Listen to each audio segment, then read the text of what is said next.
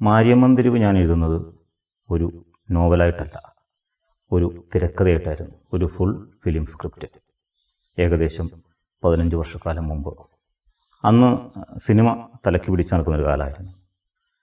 തിരക്കഥകളും കഥകളൊക്കെ എഴുതിയിട്ട് ഓരോ സിനിമാക്കാരുടെ അടുത്ത് പോയി കഥകൾ പറയുമായിരുന്നു. പക്ഷേ എല്ലായിടത്തുനിന്നും ഒരേ അനുഭവമായിരുന്നു കിട്ടിയത്. അവർക്ക് നമ്മളെ വേണ്ട, നമ്മുടെ കഥകൾ മാത്രം മതി.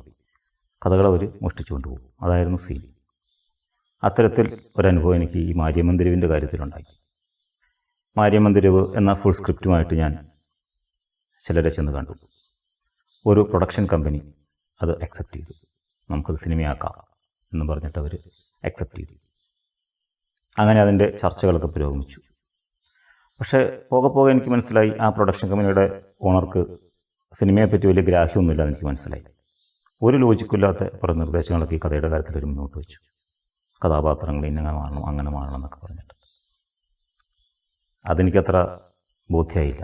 മാത്രമല്ല, സിനിമയുടെ ആ പ്രോജക്റ്റിൻ്റെ ജെനുവിനിറ്റി എനിക്കത്ര കാര്യമായിട്ട് ബോധിക്കാത്തതുകൊണ്ട് ഞാനിതിൽ നിന്ന് പിന്മാറുമെന്ന് ഞാൻ അവരോട് പറഞ്ഞു. പക്ഷെ അവർക്ക് കഥ വേണമെന്ന് പറഞ്ഞു. കഥ അവരുടെ കയ്യിലായി പോയതുകൊണ്ട് പിന്നെ എനിക്ക് സംശയമായി. കാരണം ഇനി അത് മോഷ്ടിച്ചുകൊണ്ട് പോകും. അപ്പോൾ അവർ പറഞ്ഞു കോമ്പൻസേഷൻ തന്നേക്കാം എന്ന് പറഞ്ഞു.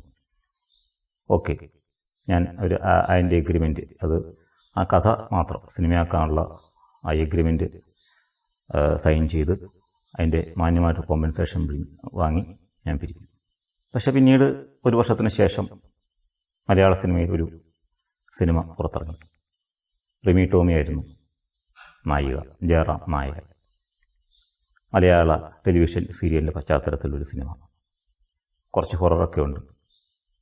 ജയറാം സീരിയൽ തിരക്കഥാകൃത്ത്, അനൂപ് മേനോൻ സീരിയൽ സംവിധായകൻ. അതായിരുന്നു ആ കഥയുടെ തീം.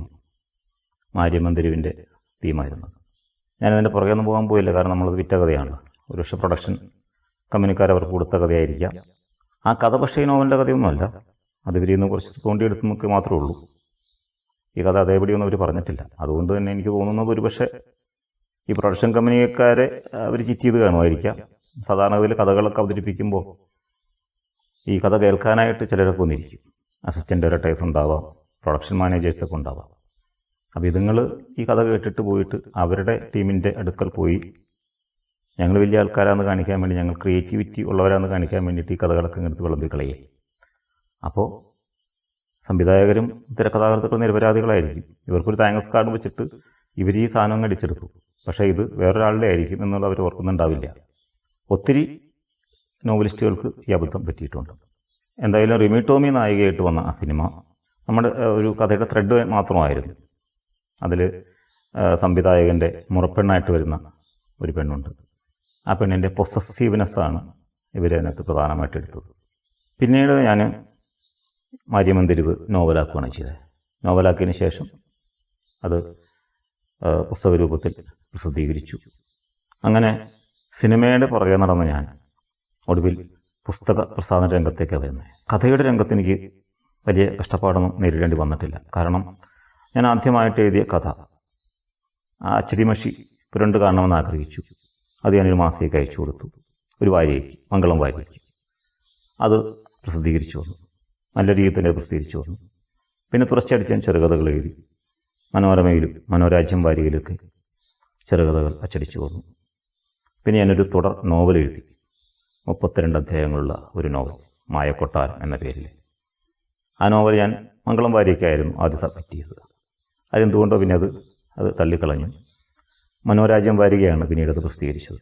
മംഗളത്തിലും മനോരമയിലും ഞാൻ നോവൽ സബ്മിറ്റ് ചെയ്തിട്ടുണ്ടെങ്കിലും പക്ഷേ അവരത് എടുത്തിട്ടില്ലായിരുന്നു. കാരണം പിന്നീടാണ് എനിക്ക് അതിൻ്റെ കുട്ടൻസ് പിടുത്തം കിട്ടിയത്. കാരണം മനോരമയിലും മംഗളത്തിലുമൊക്കെ അവരുടെ സ്റ്റാഫുകൾ തന്നെ ഇരുന്നിട്ട് വിവിധ പേരുകളിലാണ് അവർ നോവലുകൾ എഴുതിക്കൊണ്ടിരുന്നത്. പുറമേ നിന്നുള്ളവരുടെ നോവലുകൾ അവരങ്ങനെ പ്രസിദ്ധീകരിക്കുന്നില്ല. പിന്നീടാണ് എനിക്ക് അതിൻ്റെ കാര്യം പിടുത്തം കിട്ടിയത്. അങ്ങനെ മനോരാജ്യം വാരികയാണ് എൻ്റെ നോവൽ ആദ്യമായിട്ട് പ്രസിദ്ധീകരിക്കുന്നത്. പിന്നെ ആ മായക്കൊട്ടാരം എന്ന് പറയുന്ന ആ നോവൽ സഖി ബുക്ക് ക്ലബ്ബ് പുസ്തക രൂപത്തിൽ പ്രസിദ്ധീകരിക്കുകയും ചെയ്തു.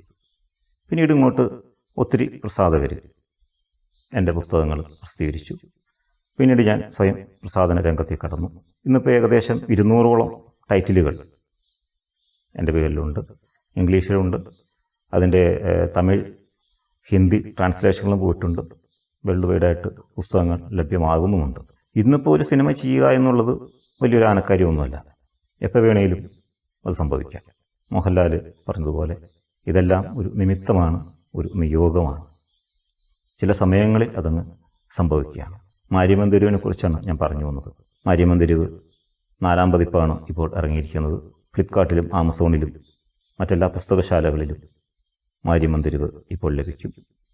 തീർച്ചയായിട്ടും വായിക്കുക. മലയാള ടെലിവിഷൻ സീരിയലുകളുടെ പശ്ചാത്തലത്തിൽ എഴുതിയ ഒരു നോവലാണത്.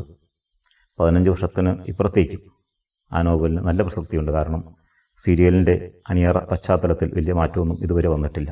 വളരെ രസകരമായ രീതിയിൽ സീരിയലിൻ്റെ അണിയറ പശ്ചാത്തലത്തെക്കുറിച്ചൊക്കെ രസകരമായി പ്രതിപാദിക്കുന്ന ഒരു നോവലാണത്.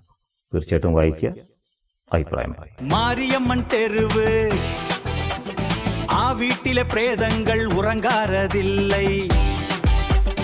அவர்களுக்கு வேண்டியது சத்தியமான கதைதான். அந்த கதை இதுதான், மாரியம்மன் தெருவு.